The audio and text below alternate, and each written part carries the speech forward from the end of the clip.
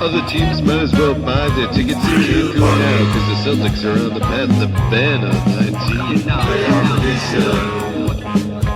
With us on this journey are JT, Sam, Packard, Brian Robb, and Sean. So I'm gonna need you all to buckle in because this pod's gonna be a wild ride. Still Poddable, Still Poddable. The Boston Celtics, Still Poddable, Still Poddable. I've never seen anyone lose their team 2 years in a row.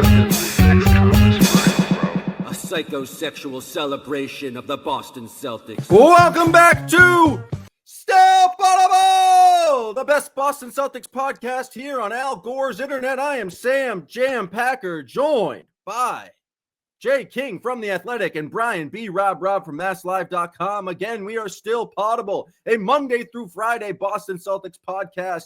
You can find the majority of our work on patreon.com/stillpoddable. Subscribe today, join chat, get all that good content from us Monday through Friday. We're even going on the weekends because it's the playoffs. It's important. Right now, this is the free episode on the CLNS YouTube page. So if you're watching, we are brought to you by Prize Picks and the Game Time app. We appreciate you guys tuning in, but highly encourage you subscribe to the podcast, patreon.com/stillpoddable.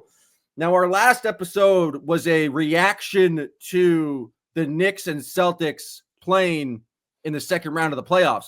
This version of the episode is going to be a preview of the Knicks and Celtics playing in the playoffs. So it's a little bit of a distinction. And we've got a lot of new information, guys. I know, B-Rob, there's a couple practices that happened, or at least maybe one. So did we learn anything in that one practice between the time we last spoke? Yeah, it looked like they had multiple practices. The media was only let in for one of them. What are they doing to you guys? They're not giving you access to the fellas? Listen, but we did see a clip of Drew Holiday practicing in the Celtics tweet, I believe.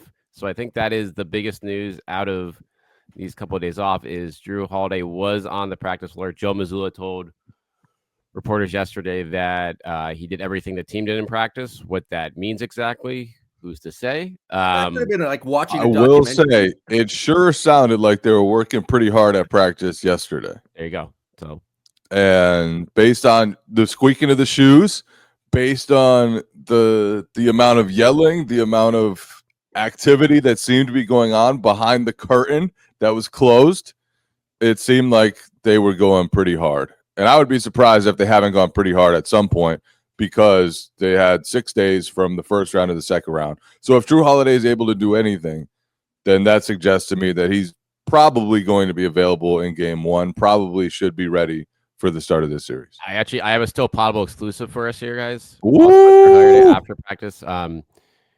Drew Holiday was taking part in some physical activity on Sunday after practice, or on Saturday, excuse me, after practice. He was, I have sources telling me he was spotted at mini golf with his family. In Dedham. How much does mini golf test the hamstrings? It's a hilly course. The big hole the big on 13. If you come down there, so if he's walking around comfortably up those steps, it's a pretty good sign. So he was.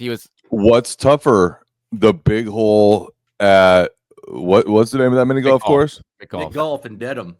The big hole at McGolf or chasing around Jalen Brunson for 38 minutes. It's coin flip.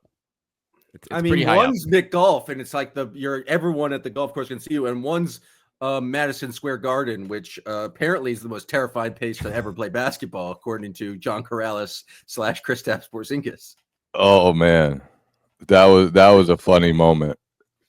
That was an all-timer with Corrales and Kristaps, because what made it the best was that Corrales was asking him about, the emotions that they're going to face playing at Madison Square Garden, how much intensity they're going to feel in that arena. And Kristaps was smiling, and John was like, "You must be like so ready for it, like you're smirking about it." He's like, "Actually, I'm smirking that you're acting like we're going to be like deer in Madison Square Garden, like we're just not going to be able to stand upright." So It was like a perfect sequence. Love Corrales, but that one was funny. I liked how Corrales would quickly had to jump in to defend his question because Kristaps was just pretty much just making fun of the entire notion of it. But so Corrales did a good job there of making. That's what basically the press conferences are for. Is you got to try to get some interesting answers out of these players when they allow you guys. I'm pretty upset with the amount of access you guys are getting. Great Zoom interviews, and then you only get to hear the noises behind the curtains. Don't get me started. Don't get me started, Packard. Don't get me started. Back in the day, Jackie Mack was smoking cigarettes on the sideline watching the entire practice. Do you want to know what Jason Tatum thinks about this series? Well, we don't fucking know because we haven't talked to him since the last one. Find out after game 1. Oh, is he the best player in the series? And best player you don't want to hear from him. We don't hear from him before it. Well, no. I mean, he doesn't sound like he would. What about Drew Holiday? He's been out for 2 weeks. I wonder how he's feeling. Hey, at least they talk to him after the game. The Clippers beat reporters haven't heard from James Harden in 2 weeks, and they just blew us playoff series. So maybe it's not the worst NBA landscape to be in. We've come here today to do a Poddable six-pack where we are drafting the 6 most important things. There's really no rules to a Poddable six-pack. Fans is Still Poddable / anything in Poddable know that the Poddable six-pack, there's no parameters. You can draft absolutely anything. So it's the 6 things we are looking forward to the most, the 6 things that are most important that we're looking for that might stand out.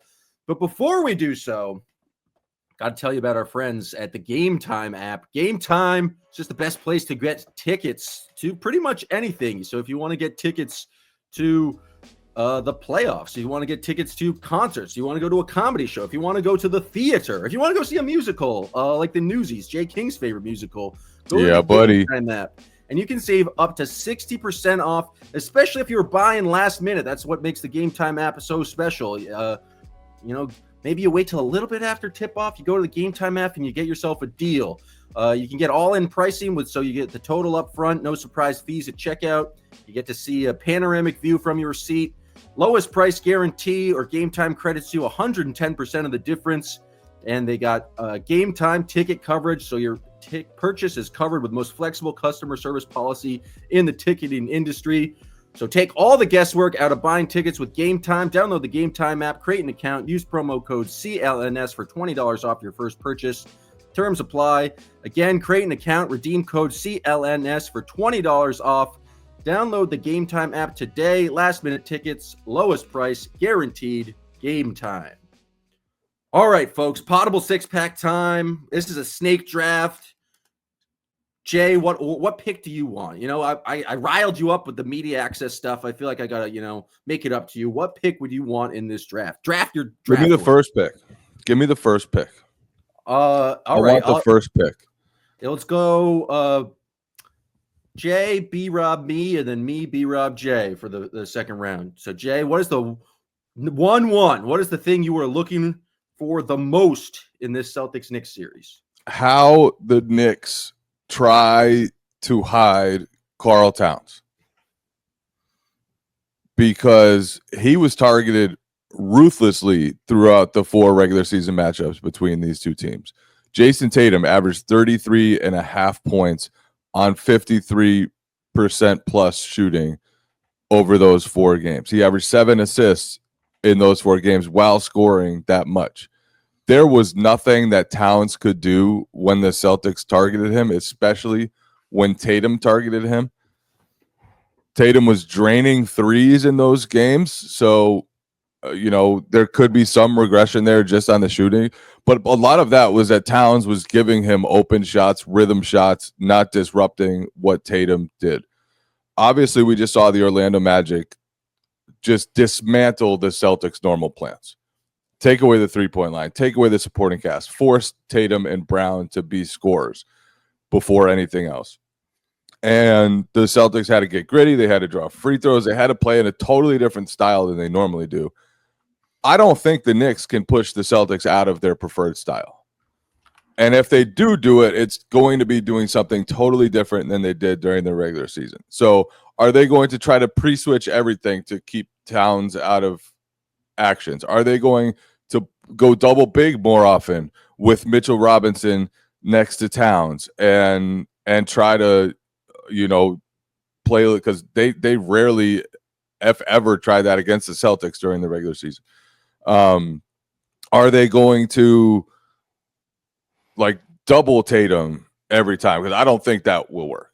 But what are they going to do to just try to overcome the reality that Karl Towns is going to be a green light for the Celtics every time he's on the court? Pray. I honestly think out of those options, Jay, I expect them to pray Porzingis isn't hitting threes and just give him space and double Tatum more. I don't think it's going to work, but I expect that's one of the first things they'll go to, just because, as we've seen all year long, there just aren't any good options for them personnel wise, short of, taking Towns off the floor entirely, which they can't afford to do either. And so it's just you put double bigs. If you put double bigs out there, what does that do? It's just another guy to go after for Mitchell Robinson. So I don't know. But then you can pressure up more on the ball and have a guy at the rim. No, I mean that's fair. It gives you more support there. You can run him off the line and live with whatever happens at the rim with Mitchell Robinson there. Right. Yeah, again, it's the Knicks are a mediocre defense with monster liabilities. They haven't solved this in 2 years. They certainly haven't solved it all year long with Towns on the roster, but this has been an issue. Towns against the Celtics, going back to the Wolves, Packard, I feel he's always had a target on his back, and they've always gotten the best of him, at least over the course of 48 minutes. Most time they've matched up. He's just not a good defender in space, or necessarily a great rim protector. I think the thing that's interesting is they're obviously going to try to bring Towns into as many actions as possible. I think it's going to be interesting who else is going to be in that action, because I think the Knicks play it differently if it's OG or McHale as the kind of defender, the initial defender on ball. But I think I heard a stat that when it's Jalen, Brunson, and Karl-Anthony Towns in the pick and roll as the defenders, they're giving up 1.3 points per possession, which for those aren't stat people out there, that's a whole lot of points per possession. That is an ungodly amount. And so if the Celtics can kind of manipulate the offense to get both Brunson and Karl-Anthony Towns in the action, I know the Knicks are going to be doing a lot of switching and a lot of trying to avoid that. And maybe you'll see a scram switch out of that. But if the Celtics can somehow attack both of those guys, it feels like very much an easy offense opportunity. And it comes back to Karl-Anthony Towns. If they play the drop, I think that's the thing I'm looking for. If Karl-Anthony Towns is in a little bit of a drop and you're just giving Jason Tatum pull-up three-pointers, I think he's shooting – it's only a 4-game sample size, but shooting 47% from three against the Knicks this year. If you're just letting him get into rhythm like that, it feels like it's just an easy advantage for the Celtics. And so the counter to that, maybe they hedge and then get the ball out of Tatum's hands, but I feel like Tatum's been very good at spraying the ball around, and that's how you generate open threes. So it's going to be very fascinating to see. Maybe they're mixing up their looks a lot. Maybe they're doing a bunch of different things, but I do think that is kind of the major pressure point for this series, and that how the Celtics will attack. And I'm curious, I don't know what the adjustments are, but I do think there might be adjustments in this series, Jay. I will say that there's a possible adjustment made by the Knicks from game one. Wow. Yeah. Wow. I'm open to it. I'm not saying it's going to happen. I'm saying I'm open to it. He's thinking there are adjustments out there to be made. Where do you think they'll start, Jay, with those options? I mean, where would you start? I would just pray. No, honestly, you have to have Towns up closer to the ball than he was on ball screens during the regular season. You can't let Tatum feel comfortable early. To me, I'd rather give up points to other guys early than let Tatum get hot and just feel in a rhythm. Because I feel like when Tatum gets in a rhythm, it's really tough to take him out of that. So I'd be really concerned early in the game about trying to get the ball out of his hands, make sure he doesn't kill you. I'd be doing whatever I could to just get Towns out of actions entirely. Whether that means like always trying to guard whoever's in the corner, like switching everything. But the Celtics are so good at countering that and forcing that guy no matter what into the action. And so it's gonna be a challenging series, I think, for Karl Towns, at least on defense and maybe on offense. All right, B-Rob, you're up. I'm going to the other end of the floor with I'll phrase it like this for Jalen Brunson.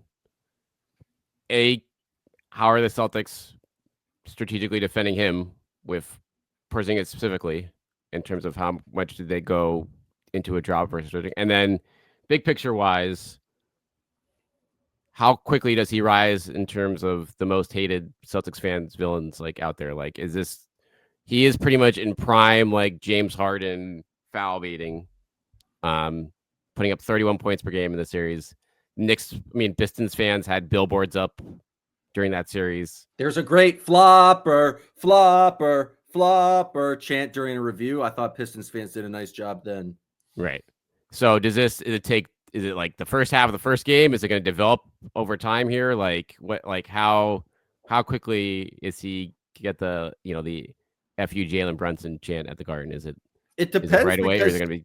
He wasn't great at drawing free throws against the Celtics this season, and so the Celtics do a pretty good job of defending without fouling. And so I think it's a bad sign if he does become the public enemy, and he's really getting to the free throw line a lot, because that means the Celtics are not doing their job there. But it's almost immediately. He's like obviously going to get the score, and as soon as he does one, throwing his head back and gets to the line, I think he'll draw the ire of Celtics fans. But I have a confession. You like Jalen Brunson's foul baiting? I don't understand why it pisses off everybody. It's unethical. No, it's not. There are referees out there. They're the ones who call the game. You're being duped. It's being duped. He's duping them then. He's doing a great job of duping them. Very, very few guys can dupe him like Jalen Brunson does. And he also, he's just so good at it. Like he's such an incredible...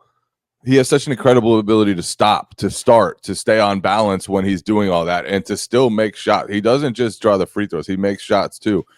He comes off a million screens. He's in great shape. Like, there are so many factors that go into his ability to draw as many fouls as he does at 5'11".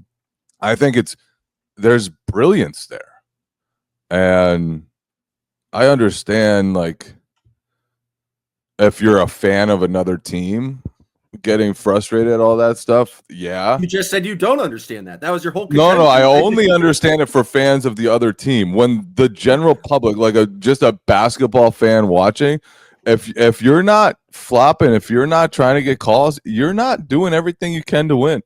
Joe Mazzulla has to have some respect for Jalen Brunson.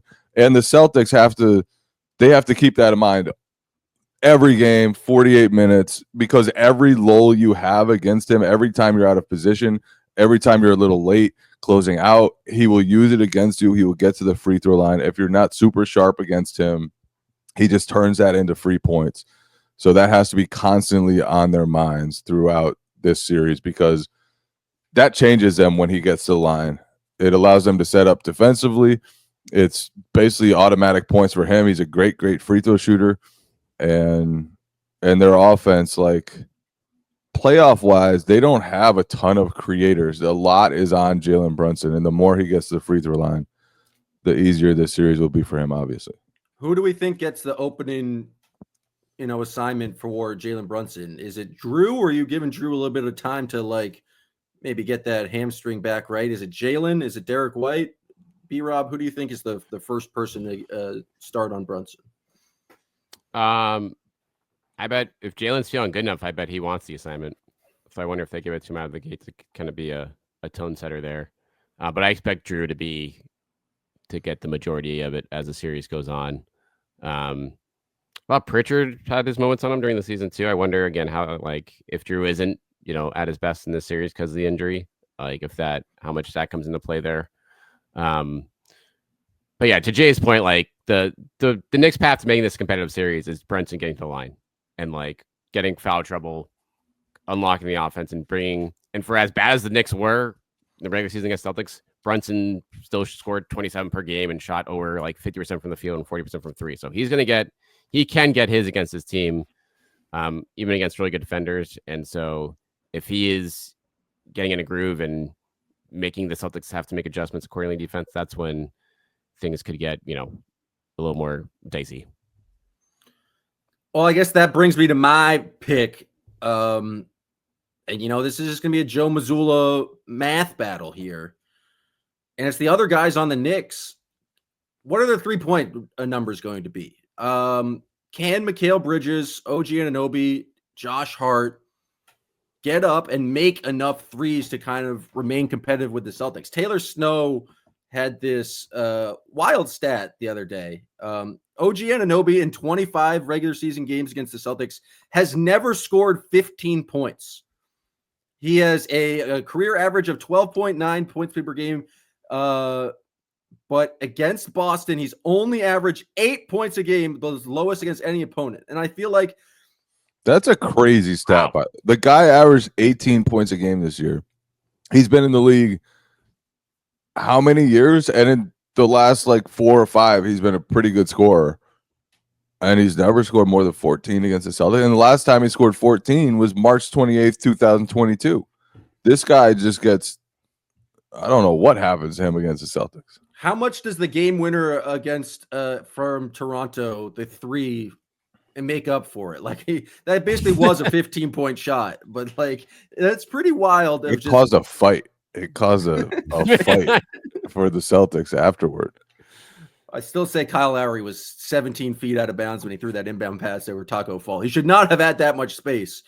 But I do think it comes down to another guy who used the rules to his advantage. Yeah, for some reason I respect Kyle Lowry more because he's more. You respect defensive floppers, not the offensive floppers. That's true because I respect all floppers. I guess so. I don't know. Do you respect when Kristaps just starts flailing around when he's setting he doesn't even draw the foul. Yes, he does. He draws so many of those. He didn't in the Magic series. We'll get to Kristaps, but they need to make threes. Like Mikal Bridges and OG Anunoby, like they're going to be in. I feel like both those guys are going to play 44 minutes, and they just need to get shots up. I think a big question is like how many threes is Josh Hart going to take? Because I feel like the Celtics just welcome those shots. And then at any point, do the Knicks go like, we just need more shooting out there. We need more space for this kind of Jalen Brunson cat pick and roll. Do we go with like a Deuce McBride just to have another shooter out there? Or is that such a like defensive liability that we can't go away with it? I'm going to be very curious to see just how many 3-point attempts the Knicks are getting from their non kind of cat Brunson players, because we all believe the Celtics are going to get a bunch of 3-pointers up, and it's hard to kind of score with the Celtics if you're not taking that many threes.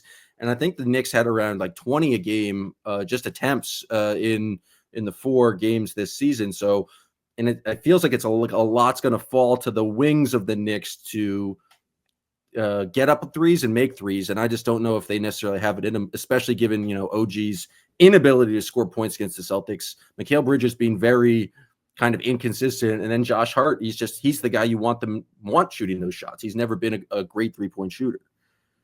They're going to have to find secondary offense because Jalen Brunson has been just an outrageous playoff performer, honestly.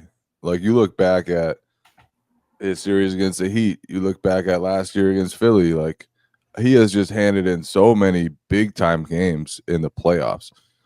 But and they have good players around him, but they have guys that aren't necessarily always to be counted on scoring wise. And how much can Josh Hart punish the Celtics for leaving him open in this series? How much can Karl Towns stay involved and punish the Celtics in the post, punish them at the 3? can OG and Bridges have a good series against the level of versatility and switching that the Celtics have? Like, can Deuce McBride make a difference off the bench? Can Mitchell Robinson get second chance opportunities? Like, there are a lot of ways that it could go right for the Knicks, but they need some of those guys to perform and perform pretty consistently, or at least have like a couple of them pop up in every game. All right, before we get to the second round, we need to tell you about our friends at Prize Picks.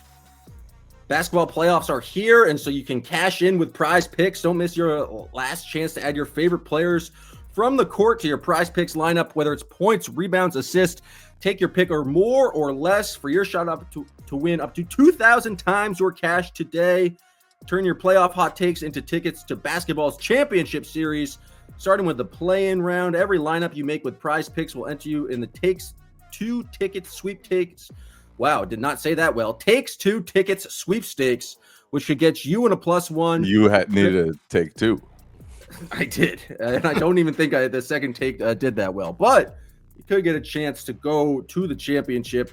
Prize Picks is the best place to win cash while watching sports. Join millions of users and sign up today. It's your chance to just make easy money, just choosing more or less. Again, up to 2,000 times your cash today. So download the app today. Use code CLNS, and you get $50 instantly after you play your first $5 lineup. That's code CLNS to get $50 instantly after you play your first $5 lineup. Prize Picks, run your game. My prize pick for the second round of the Poddable six-pack, it's got to be Kristaps Porzingis. I just think he had a stinker of a first-round series. He admitted it. Would you say he did not earn with meat? No, he didn't earn it all. Do you think he failed with meat, or there's no meat in the equation? Yeah, I would say there wasn't enough meat in the equation. That's fair. I don't think the meat was there. Will the meat show up in round two? It just feels like him picking and popping, and the Knicks having to worry about like him. What do you make? Like 8 threes in the last game against the Knicks. It just totally changes the Celtics offense if he can knock, like if they have to guard out to 28 feet because he's so willing to shoot that shot. If he made 1 or 2 threes against the Magic, if he can just simply knock down some pick and pop threes with how much attention they're going to be giving to Jason Tatum, it totally just spreads out the Knicks offense. It opens everything up. And he doesn't necessarily have to do, I think, like the punishing of switches and getting to the line down low. It's really that the 3-point shooting, it just creates such a strain on the Knicks defense. And so if Kristaps can do that on that end of the floor and then, play off Josh Hart and be that solid rim protection that we've seen him play when he's in that kind of more center field role, I think it's a much better matchup for him, and he has a real opportunity to earn with meat in the series, especially into the bright lights of Madison Square Garden. Hope he can handle those. The one thing with Porzingis in the Magic series that was encouraging was he was pretty active, like deflections, steals, things like that, like cutting off passes, like that sort of stuff. But I think it's gonna be a lot doing that against the Magic offense whose spacing is shit. Like that, he's gonna get tested a lot more against this Knicks lineup because they're gonna have essentially not shooting all over the floor, but close to all over the floor against both these guys. So he needs to be at his best on that end. And like you said, like offensively, historically, he's been great in the regular season against the Knicks in the last couple of years, Packard. So like that is, but they can't afford him to look anywhere closer to the Orlando series offensively because I think he's going to be giving up too much defensively in that case where the trade-off is. And in that situation, you might have to go to more Al Horford than you want to.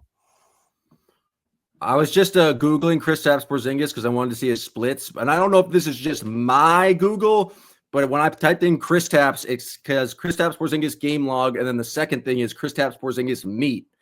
I don't know if I'm telling on myself here or if that's just Google for everyone. But I thought that was important news information. Let me check it. It's based on your search history, Packard. It could. Well, that's what I'm trying to figure out. And I realized as soon as I said it, maybe this is a me thing. Maybe I've Googled that before, but I was just trying to look at his splits. Yeah, no, that's definitely just you. Oh, well, that's a tough situation for your. Mine goes Kristaps Porzingis injury, Kristaps Porzingis stats. I guess that's just our two different approaches to the game. I guess Google is smart enough to figure that out. Oh, that's tough. I don't really know where I go from here. But Jay, what are you thinking? What are you looking? What do you expect from Kristaps in this series? Given that he admitted himself struggled against the Mavericks, or not Mavericks. Well, he was pretty good against the Mavericks last year. Struggled against the Magic, especially with what I thought was like increased physicality, which you can expect in the playoffs. Yeah. He needs to be much better. Just simply, he needs to be much better. It should be a very different series for him. Like the Knicks, the way, assuming they have Towns on him, and like they're gonna have to send two at Jason Tatum, and a lot of the time, I think that means Kristaps will either be open on the roll or he'll be open on the pop. And they'll be leaving him. He'll get a lot more open shots. He should get a lot more open shots in this series. The thing that he has to do much better, he has to be a solution in the post. He has to be. When there are switches, when he has a smaller guy on him, that needs to be an automatic bucket or close to an automatic bucket. And it has been over the regular season the past 2 years, but it's tougher in the playoffs. Teams aren't going to let you do that so easily in the playoffs. And it's tougher. Like they're allowing more physicality now. The whistle, isn't coming as often, and so he just has to rise above that. I think he can. I think, this series too. Like the Knicks have some good defenders, but I think there are matchups for Kristaps that should be easier than some of the Magic ones. Like if Jalen Brunson's on him, like that should be easy, obviously. Josh Hart is only like 6'5". Josh Hart is not tall. Josh Hart is not nearly the size Wagner or Boncaro. Bridges is super thin. Like Bridges is not going to be super physical against Kristaps in the post where he's knocking him off his spots, should not be able to knock him off his spots. So I just feel like there are players in this Knicks rotation that it should be easier for Kristaps to find a rhythm. Wouldn't he have said the same thing about Corey Joseph though? And he seemed to like not really earn with meat against him.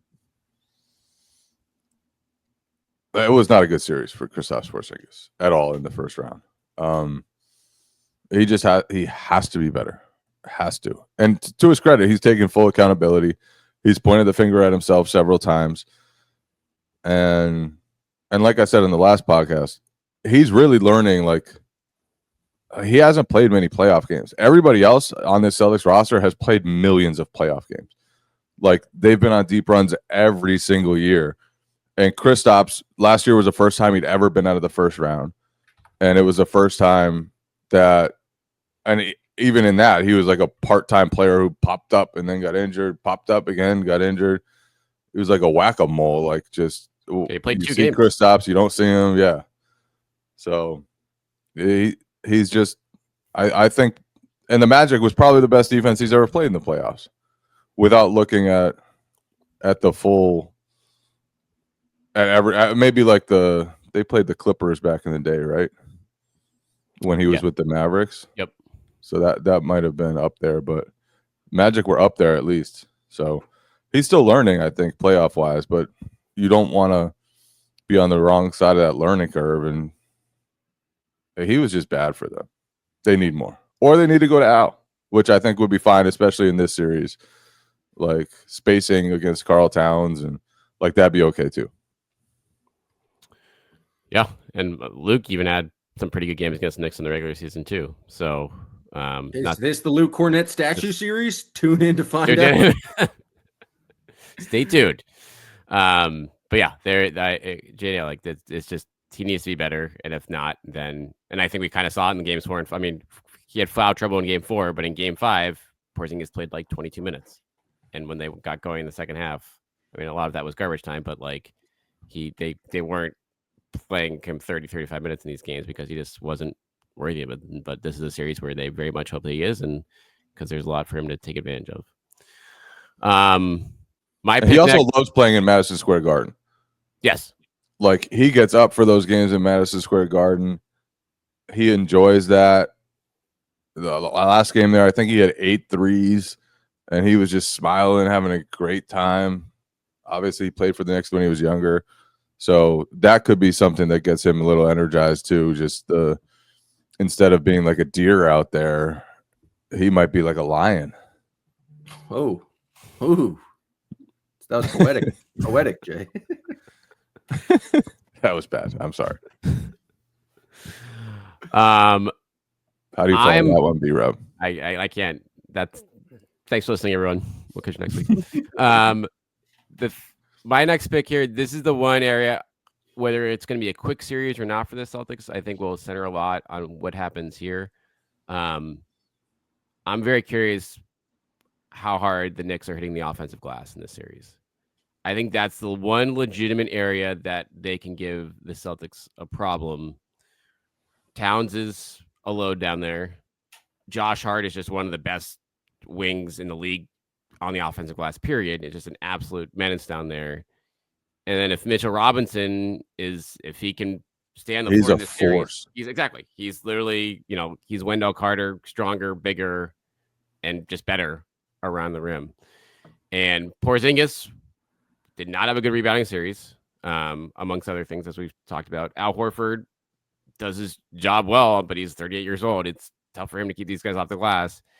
And Luke Cornett, again, is like, he's more of an offensive rebounder or defensive rebounder. He'll box out, but he can also get pushed around by stronger guys, which the Knicks have. So this is going to be a big series for like Tatum, Jalen Brown. They did a phenomenal job against the Magic on the glass to kind of help those guys out. They're going to need to do it again. But the Knicks have the offensive weapons to kind of like, okay, if you're switching on Brunson and Porzingis is out of like contesting a shot at the 3, then like who's going to get that rebound down low? Like they have the ability to kind of put pressure on the Celtics from that standpoint. And how the Celtics handle that, how committed they are in that area. If they clean that up, then I think this is a 5-game series, but this is a way the Knicks could steal a game or two, just if they're hitting the glass harder. That's the way the Knicks win the margin battle, right? It's like they're going to lose the threes, and if that's how the Knicks need to create more shots is hit the offensive glass, and that's like the main avenue they have to like win on those numbers. So like Joe can sound like a robot when you ask him about stuff because he'll just go back to the margins. Like you ask about playoff basketball, and he's like, it all comes back to the margins. Offensive rebounding, free throws, yada, yada, yada. He's programmed me to think about it. Like that's all I'm thinking about when I'm going into the series is what Joe is told me is important. This series specifically feels like 100% he's right. Like the Knicks need Jalen Brunson to get to the free throw line. They need offensive rebounds from Hart, Robinson, and Towns. They need those extra possessions. That's just like that's the way the Knicks are going to get energy in this series from those especially at home when they're in Madison Square Garden. Madison Square Garden is going to be going crazy for a Celtics-Knicks series. Obviously, this Knicks team hasn't had a ton of success throughout the year, so second round series feels different to them than it might for Boston, which has been in the second round all the time. That was such an underhanded compliment. I like it. That's true. true. Haven't really been outside the second round. It's absolutely true. The Knicks don't get so much more attention for a team that hasn't been to a conference final since what, 1999? It's a long time. Yeah, Jesus. I mean, we make fun of the Sixers a lot, and they've at least were 2001. When the Knicks no team is more celebrated having less playoff success than the New York Knicks. So it's gonna be crazy in there, especially if they could steal one in Boston before going back to Madison Square Garden, and all those plays just get the crowd into it. So gotta take care of the margins. All that little stuff is going to be huge in this series. All right, before we get to your final pick, Jay, I want to know what New York Knicks fan celebrity you guys most looking forward to seeing in Madison Square Garden for games 3 and 4. Ooh. Tracy Morgan, Tracy vomited Morgan, on yeah. the floor. Yeah, I'm probably That's a fun one. Ben Tracy Stiller might Morgan be there. is not funny, has never been funny. Wow. Whoa. Yeah. Brian Fellow, Safari Planet. Have you ever seen 30 Rock? You don't like jokes, Jay. I have seen 30 Rock, and he's just not a funny guy. I don't know how. He's just I'm annoying. surprised by He's your just bad annoying. takes. He's quite humorous. Choose your celebrity, Jay. Why do you have to have just shit all over good times had by people? You know, who do you want to see? Because it's not good times. You're gonna say like nothing Ben funny Stiller. about it. Ben Stiller is your go-to celebrity, No, just because you really like Turtle. heavyweights. Turtle. Turtle sucks. Wow, no one has done anything less in their career than Jerry Ferrara. He played a loser on television that just highlighted. All he did was smoke weed and drive another guy's truck, and that's the guy. That's your New York celebrity. That's disgusting. Are you kidding? He's had the best career path of anyone. He hasn't done anything. Exactly. He made his money, and then he started a podcast and just cashed out, and has been living the life ever since. He has done it exactly right. No talent having Jerry Ferrara. I disagree. The man that was a fantastic show. I've rewatched it several times. There's Salute a to Turtle. terrible show. That's not no. Come on, Packard. I watched every That is- single episode and enjoyed Yeah, myself. exactly. That's I like, don't even know if you think it's a terrible show, you've seen it like 3 times. Like everyone in our like generation has. Yeah, I went to college from 2008 to 2012. Me and my boys watched every single episode of Entourage. I mean, I have 2 eyes and a soul, but my celebrity I'm looking forward to seeing is Action Bronson. I've always been a big fan of his. He's one of the few Knicks fans I can respect. But sorry to derail this. It just came up, and I wanted to get that in before Jay's final pick. Denzel? Is Denzel even a Knicks fan? Is he a Lakers fan? I don't know, but he was in the front row for one of the Celtics-Knicks games. Denzel is a GOAT. Would you be starstruck if you were like behind in the tunnel in MSG and you ran into Denzel? No. We see a lot of those guys. Not like all the time, but you see enough like big time people that I wouldn't really get starstruck anymore. Speaking of celebrities, I got a hand up after watching the final episode of Celtics City. I think I'm turning into a Donnie Wahlberg respecter. I've been a Donnie Wahlberg hater for a long time now. Okay, why? He was just a really cool dude to Jalen Brown after he got booed. When I was I remember. Do you guys remember that event in the Garden? They brought down all the banners and they just booing Jalen Brown. And I was like, oh, this Donnie Wahlberg guy. Maybe he's maybe I cast aspersions about him too early on. I didn't realize the work he was doing behind the scenes. He's a very genuine Celtics fan. I just don't get necessarily why he's famous, but I wasn't around for New Kids on the Block. But this was my first time having positive feelings associated with Donnie Wahlberg. I told you he was great to my mom at Wahlburgers one time. Well, I had forgotten that fact, but so that's another win on the Donnie Wahlberg column. As long as he's my nice mom and her to friends King. were at Wahlburgers, and Donnie just sat down with them and chatted with them for like an hour. Wow. Man, And people. she said Donnie was awesome. So I'll always be a Donnie supporter because of that. And Packard's just kind of a hater. He likes Tracy Morgan, but not Donnie Wahlberg. I just said I'm coming around. I'm open to new things. This Make is your wild final progress. This is for those who have been listening to this podcast for years. This is a stunning reversal. Open to adjustments and open to Donnie Wahlberg. It shows real personal growth on my side.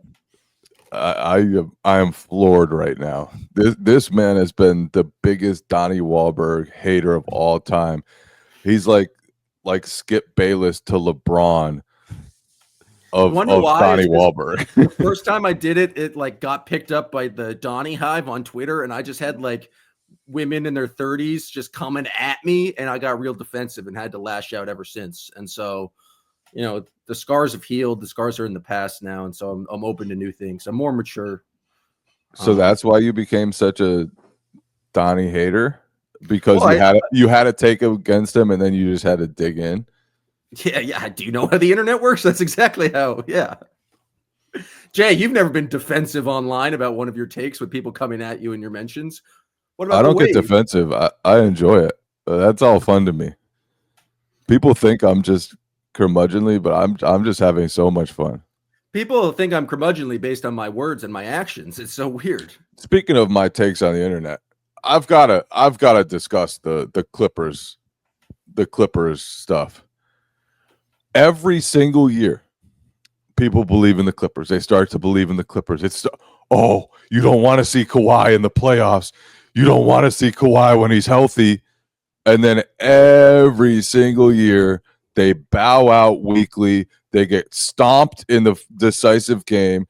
They lose a series early in the playoffs. They fall short of the expectations of the people who have either hopped on the bandwagon or been there the whole time. It's a loser franchise. It's a loser situation. The wall. They put People on after- horse heads. People after game 2 of this Clippers-Nuggets series, I was listening to some podcasts and they were talking about Kawhi back at best player in the world conversations. It's like, have you paid attention for the last 6 years? Did you just fall asleep after the 2019 finals and wake up after game or before game 2 of the first round in 2025 and you think nothing in between happened? He was very good. You can't trust his team. You cannot. Like, he's not on the level of these guys anymore. He can be on any given night. And that one game was a spectacular shot-making display. He hit mid-range after mid-range. The work that he's put in over these last 6 years and even before that, dealing with all these injuries to come back and play at the level he has, I respect the hell out of it. But miss me with all the reaction. Like, every time that guy has a great game, people are like, oh, he's the best in the world again. It's like, just calm down. That big mountain of a man who moves 2 miles an hour and passes like nobody we've seen in decades is the best player in the world. And he beat the Clippers, that loser franchise. But I'll admit, I was one of the guys who kind of bought into them this year. I was like, you know what? Chris Dunn can play great D. Zubats is coming around. James Harden. I'll tell you what, there's still some life left in those legs. And Kawhi, you don't want to see that man in the playoff. But I shouldn't believe in him. Nobody else should believe in him. Loser franchise. Any team of Harden, don't believe it. They just, him and Kawhi have not proven that they can do it for an entire playoff series. Like, that Kawhi game early in the series was amazing, but we haven't seen Kawhi do what? Back-to-back. One, we haven't seen him like finish a playoff series since this year. This is the first time I feel like he's played in the actual elimination game. But like, why? Where was it? Games 3, 4, 5, 6, and 7. Like, is he just no longer going to be a healthy player for the remainder of his career? Like, you have to be consistent. That's what makes Jason Tatum, not to bring it back to a Boston Celtics player, but yes, to bring it back to a Boston Celtics player, like, continue to do it and continue to have consistent performances. That's how you excel in the playoffs. You can't just show up one game and then all of a sudden be back because you won a finals 6 years ago. Yeah, the Bloom finally, the fact that he finished his playoff series like this, like, you can't call to the crutch. Oh, if he's healthy. Now it's like, well, he was healthy, and this is still how it ended. And now he's 32, 33. The Clippers, like you said, they have nothing. I don't know. There's no path for them back to a contender with this group if they can't get out of the first round in a year like this. So, are we going to get the story that comes out like, oh, Kawhi's been battling this knee injury and James Harden had this thing? Because the Lakers did the whole LeBron the knee issue. Austin Reeves, LeBron is hurt. Luka's hurt as well, and that's why they lost thing. Are there any Celtics injuries that we don't know about that will come out once the season's over that you guys are just sitting on, playing your dastardly media tricks? The Celtics never really reveal injuries after a season. That's not really what they do. Clearly, the Lakers do it because everybody on their team was supposed to be out for like 2 months, according to the reporters there. Looked fine during the playoffs, but should have been out for 2 months. Yeah, okay, guys. Yeah, all right, guys. LeBron should have been out 5 weeks. Okay. Austin Reeves should have been out 5 weeks. All right. Do you have a final pick in the Potable six pack, or should we just end with predictions? Is there another thing you want to focus on before we get out of here? I picked Karl Towns on defense. I'm going to flip it, pick Karl Towns on offense. How much can he punish? I'm assuming that Jason Tatum will probably take that matchup from the start because Jason Tatum takes centers on opposing teams. That's how the Celtics disrupt pick and rolls. That's how they take away pick and pops. Jason Tatum is such an answer for them on centers. But how much can Towns punish the Celtics for the switching that they'll do? For when they go even smaller on him, when they put Jrue Holiday on him, when they have Jalen on him. How much can he beat Jason Tatum in the post? There was that one game in the season, especially the first half of that one game, where Towns, I believe he finished with 34 points against the Celtics. 20-something of those were in the first half. Almost all of them were on post-ups against smaller Celtics defenders. Tatum got some. Jrue Holiday got some. It was just Towns overpowering guys in the post. That's not how Towns always plays. That's not how he always has success. But if he's able to do that and do that consistently, then it changes this series a lot. And I don't expect him to punish the Celtics like that consistently because I just saw him against Tobias Harris be unable to do that. But like, if that swings the wrong direction for the Celtics, it just changes what they're able to do. It changes, the options the Knicks have. Because Tatum on Towns, theoretically, it takes away some of his three-pointers. It forces him to operate in the post where he doesn't always, pulverize smaller defenders. And I just want to see that matchup, how it unfolds throughout the series. I think that's really important to the Celtics that they keep Towns from getting off in the post.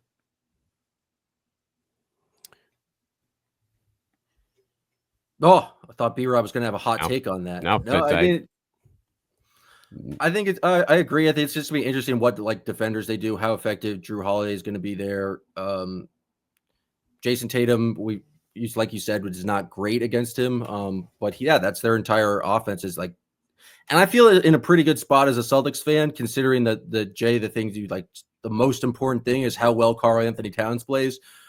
Karl-Anthony Towns was very good against the Nuggets last year, but he's not been a real, I'd say, consistent playoff performer. And so that does inspire confidence on my perspective as a Celtics fan.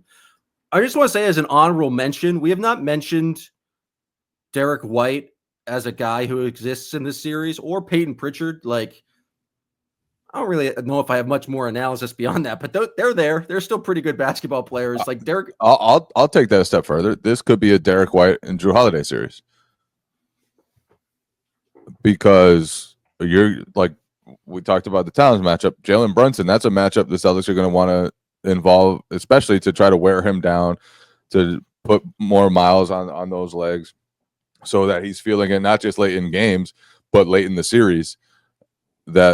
That fatigue adds up, and I assume he's going to guard one of those guys, so they could be in the actions repeatedly, and I think that's smart for the Celtics to do that, especially if Drew's right physically. Obviously, he would need to be right physically, but I think it could be a big series for one of those guys at least, because the Celtics will try to.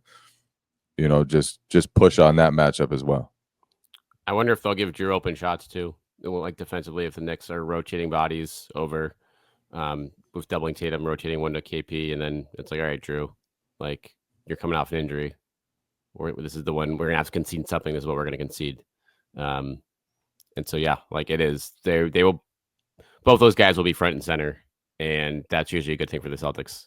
Because I don't bring up a guy like Derek White anymore because it's just like that's as rock solid as it gets for this team right now. Like that's the guy you don't have to worry about, and that's a big problem for the Knicks when that's like the third or fourth player on the roster. If Derek White can just like makes, I feel like he's guaranteed to have like 18 points in a game and make that like 3 threes. But if he gets one of those solid games where he's makes 6 threes and he's also in closer to 30 points, it's just going to be so hard for the math to tilt towards the Knicks. All right. 5 predictions for the series. We can go game by game. We can go number. I think it's going to be Celtics win game 1, Knicks steal game 2. Celtics win game 3, and then game 4, Peyton Pritchard basically puts the Knicks away. 8 threes, 30 points. It's the Peyton Pritchard game in game 4, and the Celtics take it back home. Celtics in 5. B-Rob, your thoughts? I will go win. Woohoo! Loss, win. A true gentleman's sweep for the Celtics here in 5 games. Celtics win in 5, lose game 3 in Madison Square Garden. So we have 3 different losses here. I like this. Yeah, look at that diversity of opinion here on the podcast. Celtics in 5, but in 3 different ways. That's high stakes. Are Donnie and Wahlberg and Peyton Pritchard chest bumping at half court of Madison Square Garden in your scenario? Do they let Donnie Wahlberg onto the floor of game 4 at Madison Square Garden? It's got to be a pricey ticket. I think you might get a Jason Tatum punching of Peyton Pritchard's chest like after he hit the half court heave. But if that happens, my Donnie Wahlberg stock is also through the roof. If he makes it onto the floor and is chest bumping Peyton Pritchard during a playoff game at Madison Square Garden, I'm part of the Donnie hive. I'm going to see New Kids on the Block next time they come to Philadelphia. You got to go down and pose with him. We got to pick. We have to document this. We'll explain. Donnie, I used to hate you, but now I saw 30 seconds of you on Celtic City, and now I think you're all right. Can I have a picture, please? I think he would respect it. Right. All right. Well, I'll be there in Madison Square Garden for games 3 and 4. If it happens, hopefully I'll get one of you guys to take the picture. Hopefully you guys can be there. If you want to, use the Game Time app. If you want to make some picks, go to Prize Picks. We are on the CLNS YouTube page today, but we are here for you every single day, Monday through Friday on Patreon. Go to patreon.com/Still Poddable. We'll have Poddable post-game shows after every playoff game. We'll try to get some cool guests in here. I'm sure we'll have, maybe a Fred Katz sighting appearance on the podcast. Crossover. Maybe a crossover pod. We'll try to get some national voices in here to analyze Celtics Knicks as the week goes on. We are here for you every single day, Monday through Friday. We are the best Celtics podcast. So says Al Gore. We appreciate you guys tuning in, and we'll be back, after game 1 with a Poddable post-game show here on Still Poddable. Still Poddable, Still Poddable. The Boston Celtics, Still Poddable.